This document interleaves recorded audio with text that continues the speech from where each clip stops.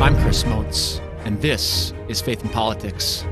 On this broadcast, we range from the soul to the state as we cultivate those virtues and explore those principles that help us live well as faithful Catholics in this great land. Well, welcome back for another episode, folks. We are so glad you're with us. We are still in the thick of the legislative session as you are listening. We have 2 more weeks to go. And then Veto Day at the end of March. So a lot going on there, and we will give an update on all those happenings at the end of the legislative session. For today, we're going to step back into a topic that we have covered frequently on Faith in Politics, something that is near and dear to our hearts. It is the topic of education. We talk about being a well-formed citizen and that formation that really just helps us be great citizens. It doesn't happen, is when you can vote, or maybe you start getting interested in politics when you're older as an adult. It really, that formation that we need to be great citizens happens just as little kids. I know that was certainly true for me in Catholic school in Sioux Falls, in the Scouts, so many different great formation opportunities. So today we're going to talk about Catholic education, micro schools in particular. I am pleased to welcome to the program our guest today, Dr. Kevin Baxter. Dr. Baxter is at the Alliance for Catholic Education at the University of Notre Dame. He is the director of the Mary Ann Remick Leadership Program. He oversees there the formation of Catholic school leaders and also teaches as a professor. Students in the Remick Leadership Program earn a master's degree in educational leadership as they learn to build robust Catholic school communities, advance teaching and learning, and manage school resources.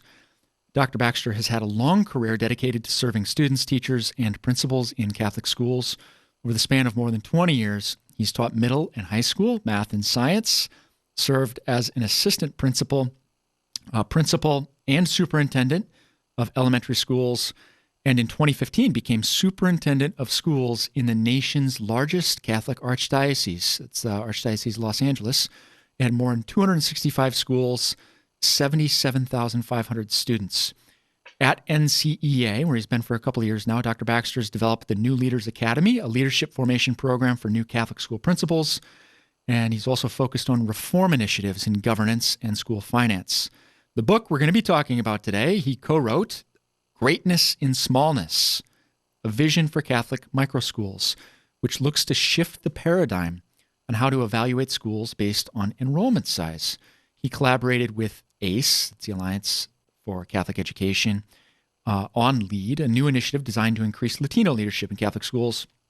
And after the pandemic struck, Dr. Baxter works on converting the NCEA offerings to virtual programming as something I think we're all used to now at this point, all the virtual world. Speaking of, we're connecting via Zoom. So Dr. Baxter, thanks so much for joining us today and taking the time to connect. Thanks, Chris. Great to be with you.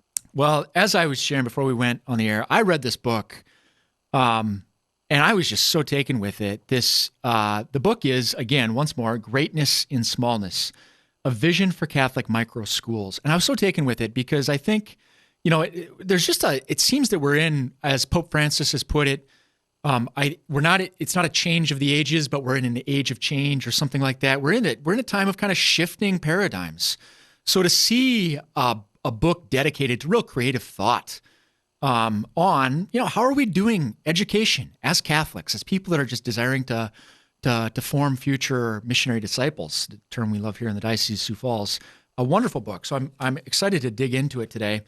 Maybe just to start us out, how did the idea for the book come about? What was sort of the seed of it, if you will?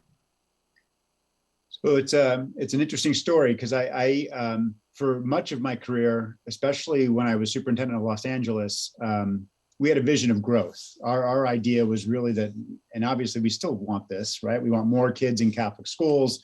We want to serve more students. We want to bring more students to the faith and educate in faith. We believe that system is really the best for students. And so we want to see as many kids enrolled as possible. When I started at NCEA, I was a chief innovation officer was my title. And so I was looking at some things to do. And I got the total enrollment for all the schools across the country, about 66,000, maybe 6,200 Catholic schools across the country. And I was really surprised to find out when that data came back that over 1,500 had 150 students or less, meaning a full quarter of the schools were under enrolled. The vast majority of those schools, I don't think, were small intentionally. They were suffering from, a lot of Catholic schools have suffered from, over the past number of years, declining enrollment and small size. The result of that is that we've seen school closures, and that's tragic and that's sad anytime that has to take place. And so we started to talk about it and think about it, and realized that there were examples of schools that were sustaining themselves even though they had low enrollment. And we thought, if we could start to shift the paradigm thinking a little bit, not that we don't want to grow, but that if we wanted to maintain this enrollment, we could save Catholic schools, or some Catholic schools, if they could just start to think about that sustainability at 150, 125, even 100 students. That could really shift the thinking for a lot of schools across the country. So that was the impetus for the work. It became a book after kind of a circuitous process, because we were originally just going to do some supports and try to think about some programs, and it turned into a kind of a handbook to kind of launch the initiative. Well, I like having the handbook, as you put it, because now it's like, it's marked up, it's on the shelf, it's easy to go back to. So wonderful, wonderful product. I'm glad you guys put it together. And maybe a working definition for us too, because we've used this phrase, micro school, and we kind of, 150, 100. How do you define a micro school? So we would not define a micro school in size necessarily. I think what we would like to say about a micro school is it's not just simply a small school. We would say a micro school is something that is intentionally small. And when we say intentionally, it means they are structuring their academic program, their operations, all of those pieces around a smaller student population. And so we kind of go through the different standards and benchmarks, the NSBECs we call them, and kind of talk about how each one of those can work in this type of environment. But we know a micro school in one environment might be different. I mean, as far as enrollment size, might be different than somewhere else. And so you might have 175 students and feel like you're a micro school. You might have 80 kids in another environment and feel like you're a micro school. So we don't try to gauge it by enrollment numbers.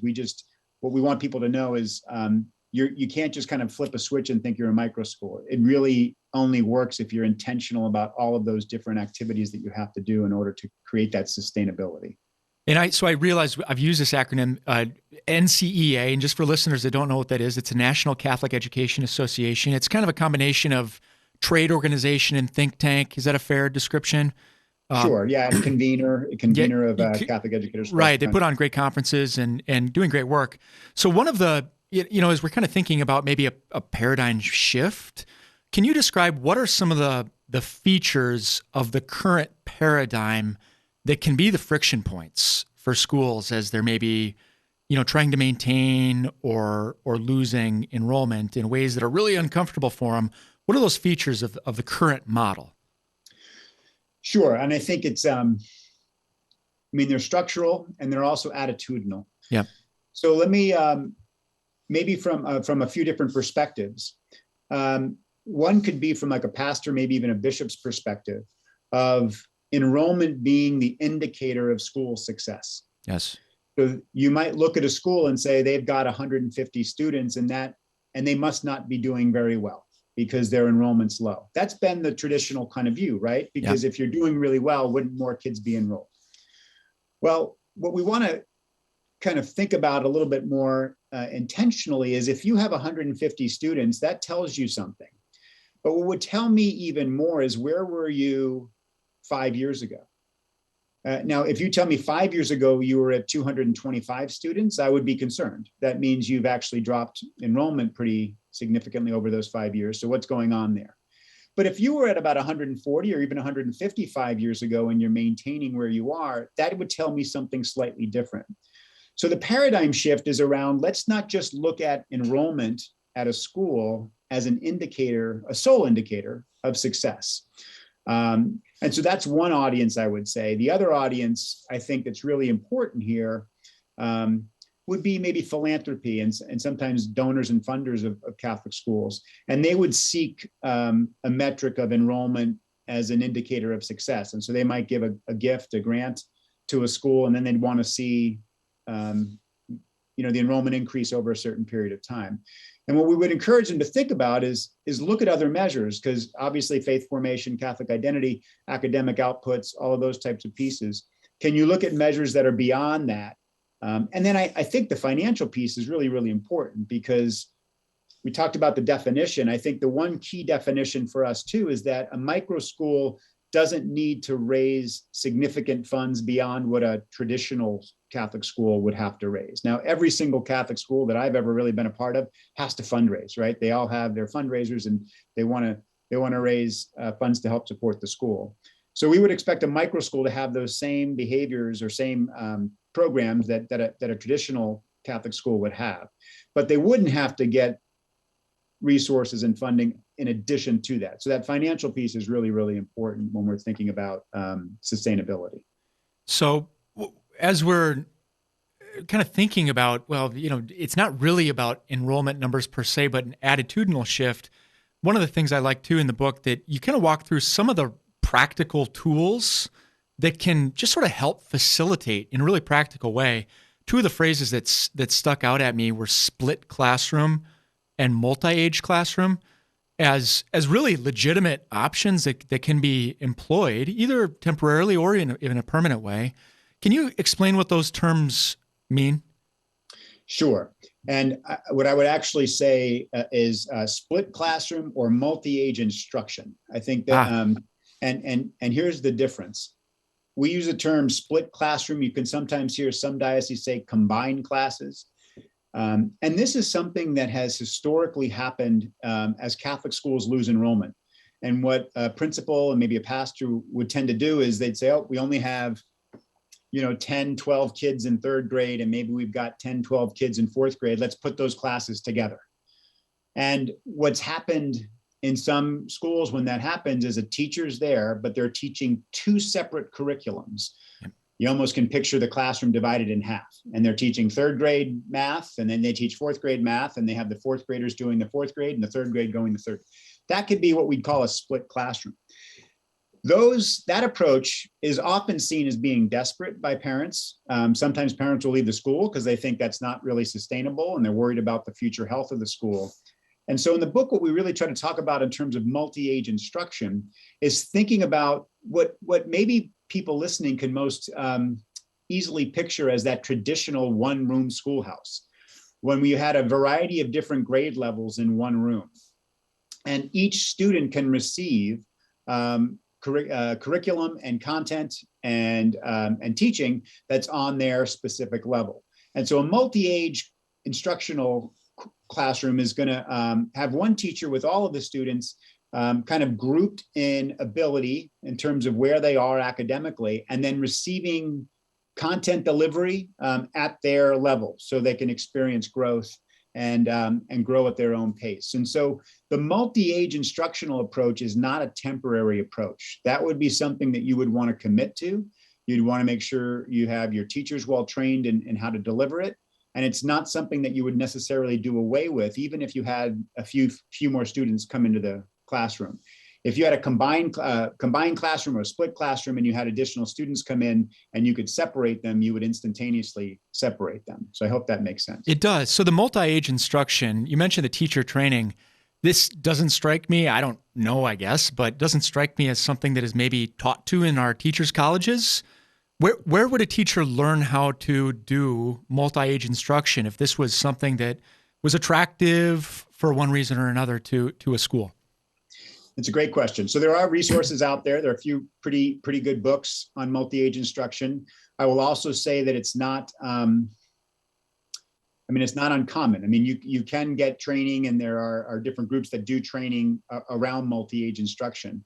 I think this is the other reason why we wrote the book, is because we wanted to make sure people understood that this is a really solid pedagogical approach, if you will. Yes. It's something that can be extremely successful, and students can learn to a really high level doing this. It's not something where you have to feel like it's substandard, like kids aren't receiving what they need.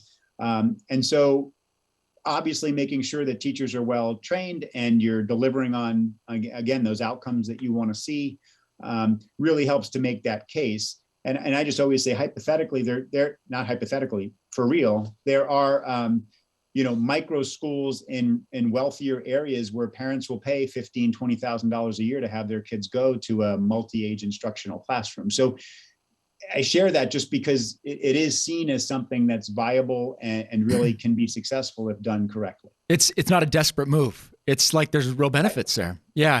And Exactly. I was really struck in reading that. And so I've kind of shared with some people here in South Dakota, and everybody's like, oh yeah, the country school. I don't know if that phrase rings a bell, but around here, the one-room schoolhouse, or maybe 2 rooms, they call it the country school.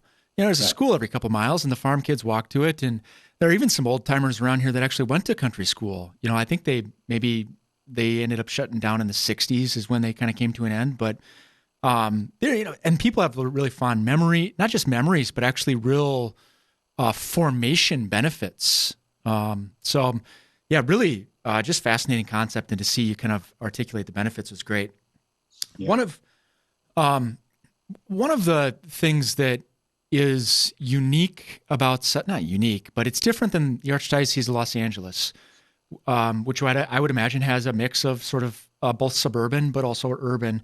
We're by and large rural here in South Dakota.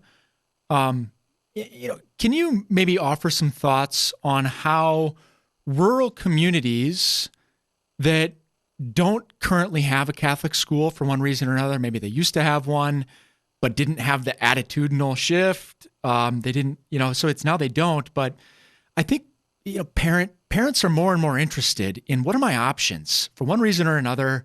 The public school isn't working out. We've got some great public schools in South Dakota, so I don't mean that as a knock. Any creative thoughts on how smaller communities might apply some of these ideas in their own circumstances? Sure. And just to comment, I think this is really, really important that there are successful micro schools out there, and I don't even know that they would have called themselves micro schools. We, in the source of doing the book, and we have some of them listed, but we found schools that had 80 students. They've had 80 students for 40 years, and and most of those schools are in rural areas. Yeah, I think Idaho and some parts of Michigan, and so I think those are lessons for all of us. That's where we can learn a lot. And what I've actually said is, in LA, for example, we do have a number of urban schools. And if you know anything about our national picture, urban Catholic schools have really been the ones that have suffered a lot with enrollment declines and closures. And if you think about school size, they share a lot with those rural schools in terms of numbers. So I think there's some learnings that can absolutely take place. In terms of your question and how can a community maybe think about this, one of the things I think the COVID-19 pandemic has taught us is really the power of virtual and how we can connect. Now, I don't want to at all say that everyone needs to be virtual. I know people are sick of it, and there's frustration sometimes with it. But I think if we start to think about how can we utilize that as a tool to help leverage what we're doing. And let me give you some examples. So if you have a small community maybe, and you can only get 50 to 80 kids within that school community, are there ways that you can increase the service population by making some aspects of that virtual? And so maybe students who really can't travel as far, maybe they can access that remotely. And is that something that you could start to think about? The other piece that I think virtual can do for you is it helps to increase the quality of your curricular offerings. So you might have a small school community, and let's think it's a high school, and your students want to take some high-level AP class, some high AP physics or something, and you just can't access that because the school's small and getting a teacher and figuring all that out. Well, can you access that online? And get the content delivered, and maybe then have a facilitator in the classroom to help support the students and how they learn. And so I think these tools are out there. These tools are available today. And it really just involves some creativity. And really what we would tell school leaders to think about is, what does your community want? And what does your community really, what would they want to see within this school community? And then how can you help deliver what they want in an effective way? So one of the things this phrase in your bio really struck me as what you're doing now with your current work, this master's degree in educational leadership, helping these leaders learn to build robust Catholic school communities. That's just a really I like that phrase. It's very full. What does a robust Catholic micro school look like? It's such a great question, Chris, because what I would say about that description, and people might hear robust Catholic school communities and picture a burgeoning full Catholic school with a wait list, and which obviously would be a robust Catholic school. But part of this paradigm shift that we're talking about, we want people to be able to think of a micro school also as being a robust Catholic school, a school full of life, full of faith, full of people committed to the church, committed to learning, full of students who are engaged in the classroom and extracurricular activities, full of teachers who care and are committed to the students. A robust Catholic school community is not really about a number, right? It's about people, and it's about the culture that's present, and how that energy and the faith and the sense of community is really strong throughout. And so I think I love the fact that you highlighted that, because it also speaks to this idea that we talked about at the beginning, that I hope people who think about Catholic schools don't look at enrollment and think, oh, that can't be robust, because it could be robust even if it doesn't have enrollment maybe at the level that you think it should have.